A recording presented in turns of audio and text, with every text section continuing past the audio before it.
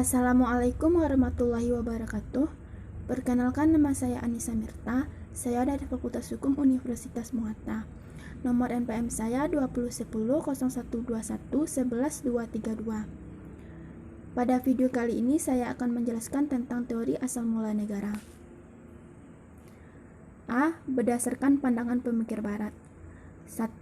Teori perjanjian masyarakat. Teori perjanjian masyarakat atau teori kontrak sosial menganggap perjanjian sebagai dasar negara dan masyarakat. Teori ini dipandang tertua dan terpenting. Setiap perenungan mengenai negara dan masyarakat, mau tidak mau, akan menghasilkan paham-paham yang mendasarkan adanya negara dan masyarakat itu pada persetujuan anggota-anggotanya. Persetujuan tersebut dapat dinyatakan secara tegas anggap telah diberikan secara diam-diam. 2. Teori ketuhanan. Teori ketuhanan dapat dibagi menjadi dua bagian, yaitu teori ketuhanan langsung dan teori ketuhanan tidak langsung. Pengertian dari teori langsung menunjukkan bahwa yang berkuasa dalam negara itu adalah langsung Tuhan, dan adanya negara di dunia ini adalah kehendak Tuhan, dan yang memerintah adalah Tuhan. Adapun yang dimaksud teori tidak langsung adalah ketika bukan Tuhan sendiri yang memerintah, tetapi raja atas nama Tuhan. Raja memerintah atas kehendak Tuhan sebagai karunia. 3. Teori kekuatan. Dalam teori kekuatan, negara yang pertama adalah hasil dominasi dari kelompok yang kuat terhadap kelompok yang lemah. Negara terbentuk dari penaklukan dan pendudukan.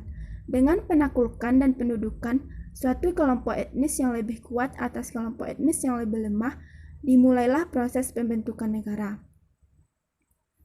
Dalam teori ini, faktor kekuatanlah yang dianggap sebagai faktor tunggal dan terutama yang menimbulkan negara.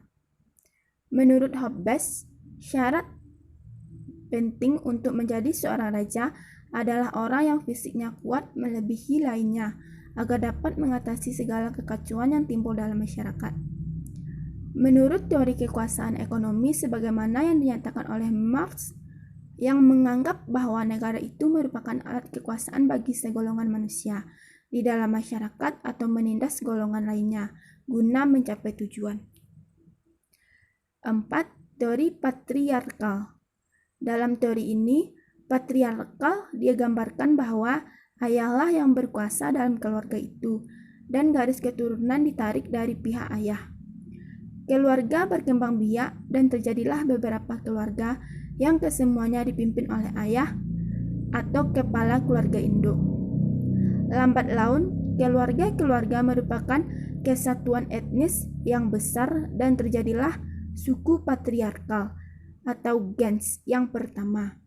Suku-suku inilah yang kemudian menjadi persekutuan-persekutuan etnis yang bercorak ragam, dan inilah benih pertama dari negara. Jadi negara adalah perkelompokan beberapa suku. 5. Teori organis. Negara dianggap atau dipersamakan dengan makhluk hidup, manusia atau binatang. Individu yang merupakan komponen-komponen negara sebagai sel-sel dari makhluk hidup ini. Nicolas Dacusa pada tahun 1401 sampai 1464 mengemukakan bahwa kehidupan korporal dari negara dapat disamakan dengan anatomi makhluk hidup, yakni bahwa pemerintah dapat disamakan sebagai tulang belulang manusia, undang-undang sebagai urat syaraf, raja sebagai kepala, dan para individu sebagai daging makhluk hidup itu sendiri. 6. Teori patrimonial. Raja mempunyai hak milik terhadap daerahnya, maka semua penduduk di daerahnya itu harus tunduk padanya. Sebagai contoh, yaitu negara-negara pada abad pertengahan di mana hak memerintah dan menguasai timbul dari pemberian tanah. Dalam keadaan perang sudah menjadi kebiasaan raja-raja menerima bantuan dari kaum bangsawan untuk mempertahankan negaranya dan serangan-serangan musuh dari luar.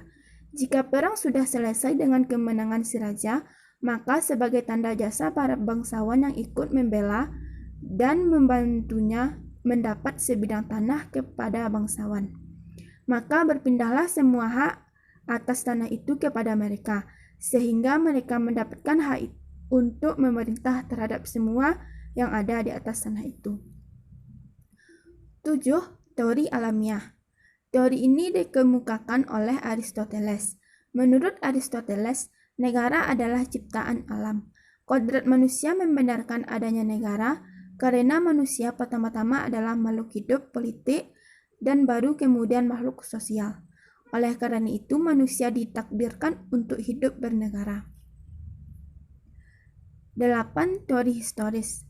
Inti teori historis atau teori evolusionistis atau gradualistik teori ialah bahwa lembaga-lembaga sosial tidak dibuat, tapi tumbuh secara evolusioner dengan kebutuhan-kebutuhan manusia sebagai lembaga sosial yang diperlukan guna memenuhi kebutuhan-kebutuhan hidup manusia.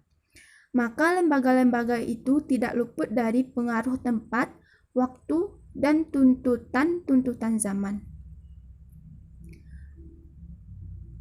Poin B, berdasarkan pandangan pemikir Islam. 1. Ibnu Abi Rabi'. Menurut Ibnu Abi Rabi' bahwa manusia tidak mungkin dapat mencukupi kebutuhan alaminya sendiri tanpa bantuan yang lain, sehingga mereka saling memerlukan. Hal itu mendorong mereka saling membantu dan berkumpul serta menetap di suatu tempat. Dari proses ini, maka tumbuhlah kota-kota yang menjadi dasar suatu negara. 2. Al-Farabi. Menurut Farabi, manusia adalah makhluk sosial, makhluk yang mempunyai kecenderungan alami untuk bermasyarakat, karena tidak mampu memenuhi segala kebutuhannya sendiri tanpa bantuan atau kerjasama dengan pihak lain. 3. Al-Mawardi. Menurut Mawardi, perbedaan bakat, pembawaan, dan kemampuan antara manusialah yang mendorong bagi mereka untuk saling membantu. Kelemahan manusia yang memiliki kemampuan untuk memenuhi kebutuhannya sendiri dan terdapatnya keanekaragaman dan perbedaan bakat, pembawaan, kecenderungan alami, serta kemampuan. Semua itu mendorong manusia untuk bersatu dan saling membantu dan akhirnya sepakat untuk mendirikan negara. 4. Imam Ghazali. Ghazali berpendapat bahwa manusia itu makhluk sosial.